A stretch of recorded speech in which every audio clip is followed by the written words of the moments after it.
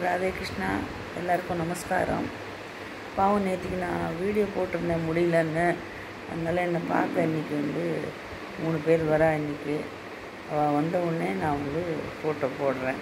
அதை வாங்கிட்டு வரட்டுமா, இதை வாங்கிட்டு வரட்டுமா, என்ன வேணும்னு சொல்லு உனக்குன்னு. பாவம் எல்லோரும் ரொம்ப இதுவாக இருக்கா. அது யார் என்ன அப்படிங்கிறத அவள் வந்த உடனே நான் காமிச்சு உங்களுக்கு எக்ஸ்பிளைன் பண்ணுறேன்.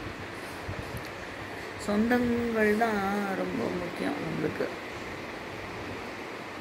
மனுஷாலை பார்த்து பேசினாலே கொஞ்சம் வியாதி சரியாக போயிடும்.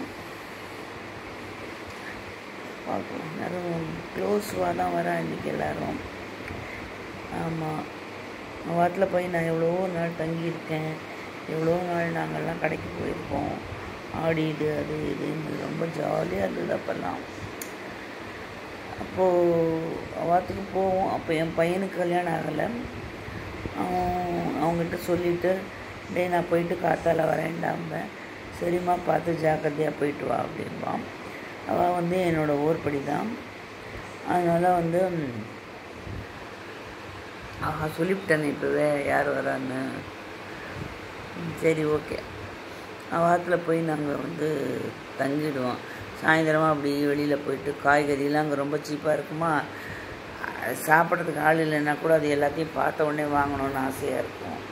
அதனால் காய்கறியெல்லாம் வாங்கிட்டு தூக்க முடியாமல் வாரத்துக்கு திருப்பி பாவம் எல்லாம் கொடுப்பா. காஃபி, டிஃபன், சாப்பாடு, ஸ்நாக்ஸு எல்லாம் கொடுப்பா. அது ஒரு காலம். அப்போ நல்லா நடக்க முடிஞ்சுது, நல்லா போக முடிஞ்சுது.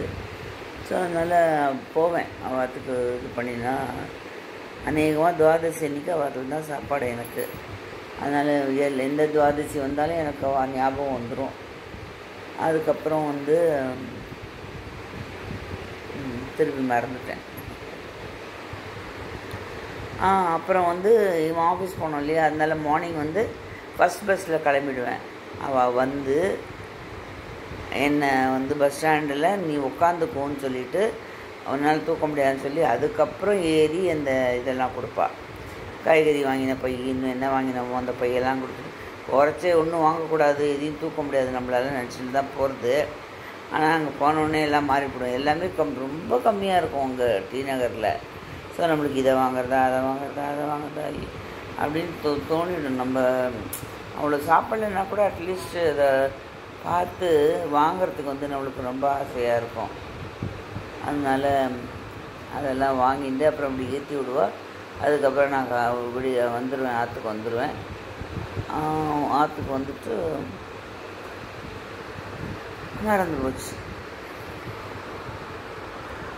அந்த பீரியட் ரொம்ப ஜாலியாக இருந்தது. இப்போ கூட கேட்டா, ஐயோ நீ ரமா நீ எப்படி வருவ, நீ எப்போ வருவேன்னா, அவன் மாடி வேறு, தரையே நடக்க முடியல. இப்போ என்னால் எப்படி மாடியில் வர்றது, லிஃப்ட் இல்லை.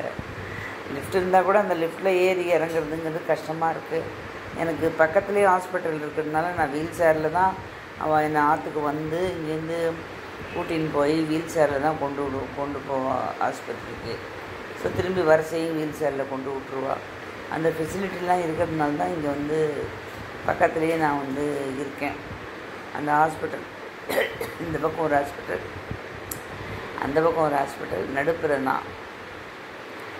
ஏதாவது இன்னும் டக்குன்னு இப்படியும் போகலாம் அப்படியும் போகலாங்கிற மாதிரி கிடச்சிது. இண்டோமிஷன் நல்ல ஹாஸ்பிட்டல், நாமினல் சார்ஜஸ். இன்னொன்று ரொம்ப இதெல்லாம் பண்ண மாட்டா. என்ன தேவையோ அதை மட்டும்தான் நம்மளுக்கு பண்ணி விடுவா. ஸோ நம்பி நம்ம போகலாம். அங்கே எல்லாருமே சிஸ்டர்ஸ் சரி, வார்ட் பாய்ஸ் சரி, அவ்வளோ சாது. எல்லாருமே ரொம்ப கைண்டாக இருப்பாள். நல்லா சிரித்து பேசுவாள். ரொம்ப சந்தோஷமாக இருப்பாள். நான் இன்னொரு வீடியோ போடுறேன். ஏன்னா ஒரே வீடியோவில் 10 நிமிஷம் போட முடியாது. திருப்பி நான் என்னோடய இதெல்லாம் கொஞ்சம் சொல்கிறேன் உங்களுக்கு. தேங்க்ஸ் ஃபார் வாட்சிங். ராதே கிருஷ்ணா. நமஸ்காரம். தொடரும்.